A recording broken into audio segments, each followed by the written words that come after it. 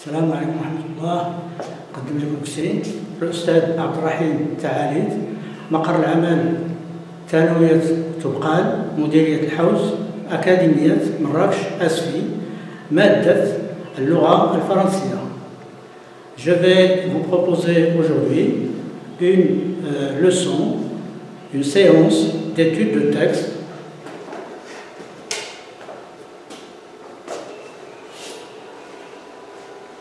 relative au module 3, le roman à thèse, le dernier jour d'un condamné. Le journal, c'est un journal intime fictif. Alors je vous propose une séance d'études de texte. Nous allons prendre comme texte support l'extrait du chapitre 2 de Voilà une belle journée jusqu'à Je dormais. Je lis le texte, bien sûr, si vous avez l'œuvre, vous pouvez prendre l'extrait, le lire tranquillement. Voilà une belle journée, répétai-je. Oui, me répondit l'homme, on vous attend. Ce peu de mots, comme le fil qui rompt le vol de l'insecte, me rejeta violemment dans la réalité. Je revis soudain, comme dans la lumière d'un éclair, la sombre salle des assises, le fer à cheval des juges, chargés de haillons ensanglantés, les 3 rangs de témoins aux faces stupides, les 2 gendarmes aux 2 bouts de mon banc. Et les robes noires s'agitaient, et les têtes de la foule fourmillaient au fond dans l'ombre et s'arrêtaient sur moi, le regard fixe de ces 12 jurés qui avaient veillé pendant que je dormais. Voilà, bien sûr, nous allons commencer comme d'habitude avec une situation de cet extrait dans l'œuvre, puis après, nous allons procéder à une lecture méthodique. Alors pour la situation de texte, vous connaissez bien sûr le narrateur, c'est un condamné à mort, et l'œuvre présente un journal intime qu'il écrit pendant qu'il est incarcéré à Bicêtre. Alors cet extrait, c'est un extrait du chapitre 2, où le narrateur se rappelle son procès. Après 3 jours d'audition et d'assises, après les délibérations, le narrateur est réveillé dans sa cellule par le guichetier, un gardien, pour qu'il aille enfin entendre la sentence, c'est-à-dire le verdict du tribunal.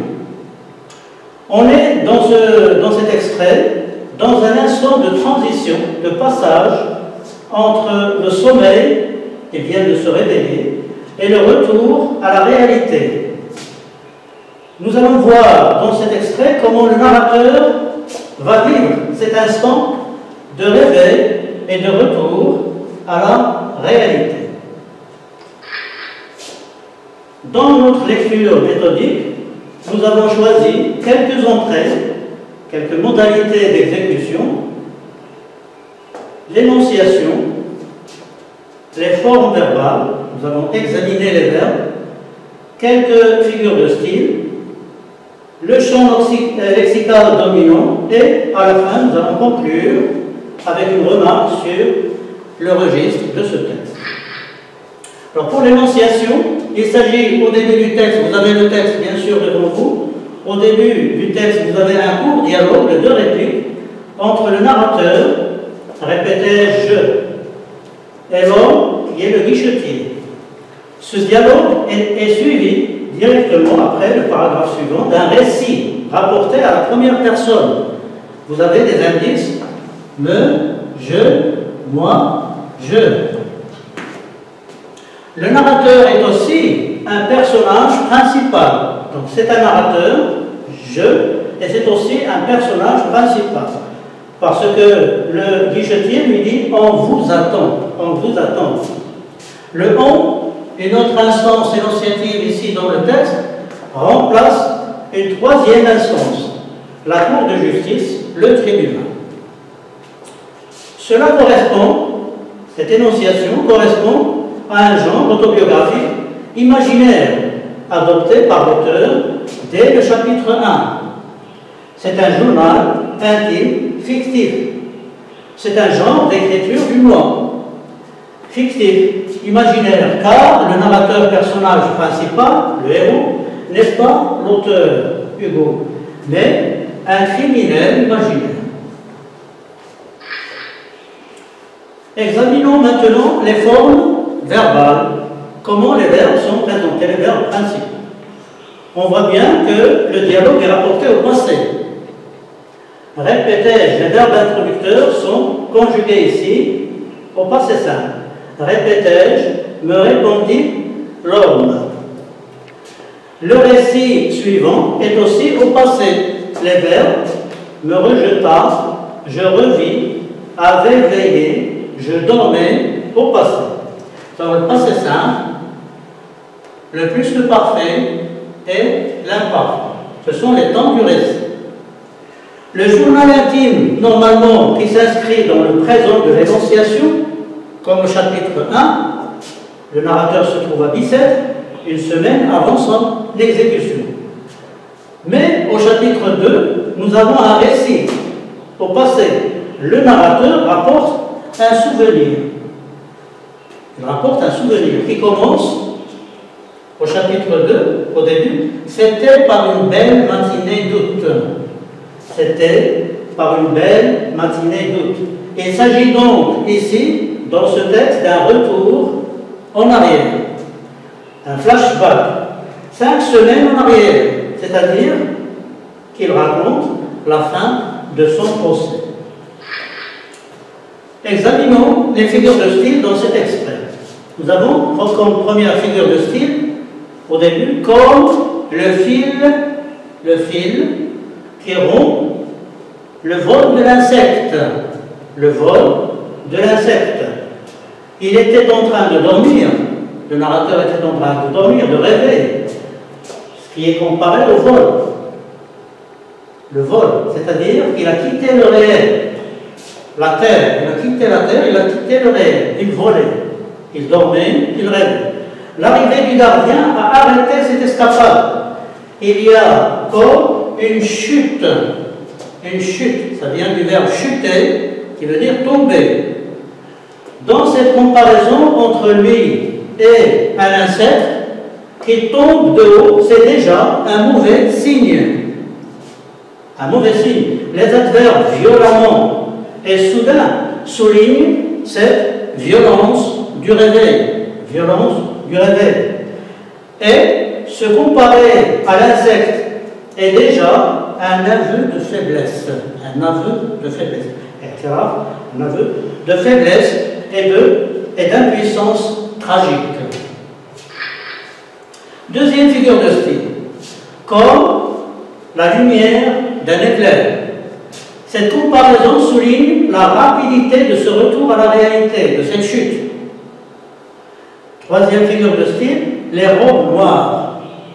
Il s'agit des magistrats. Vous savez très bien que les magistrats, juges, avocats, procureurs, portent des robes noires. Il a dit les robes noires au lieu de les magistrats. C'est une synecdoque. C'est une forme de métonymie. Elle présente les magistrats et les avocats non comme des êtres humains vivants, mais comme des objets, des robes, des objets tristes, noirs, sinistres, fantomatiques, puisque ces objets bougent, et frénétiques, que le verbe s'agiter, bouger rapidement, va mettre, il y a ici une mise en scène d'objets qui se meuvent rapidement, de manière théâtrale. C'est une déshumanisation, c'est-à-dire que les magistrats sont privés ici de leur dimension humaine et qu'il n'y a que les robes noires qui sont visibles sur scène.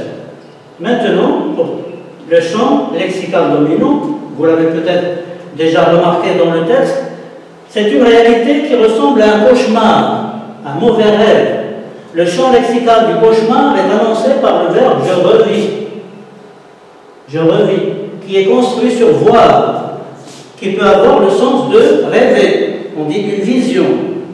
Une vision. La salle est sombre. Nous avons ici une ambiance de cauchemar. Les juges portent des haillons, des vêtements déchirés et ensanglantés, pleins de sang. Les deux gendarmes encadrent le narrateur comme des piliers et les robes qui s'agitent comme si elles étaient vides. Les faces des témoins stupides et la foule qui ressemble à des insectes avec l'utilisation du verbe fourmilier. L'ombre, l'absence de lumière, le regard fixe des jurés font partie de ce champ lexical du cauchemar. Tout cela présente dans ce passage du sommeil à la réalité comme si c'était ce passage comme si c'était un cauchemar. Ce champ lexical est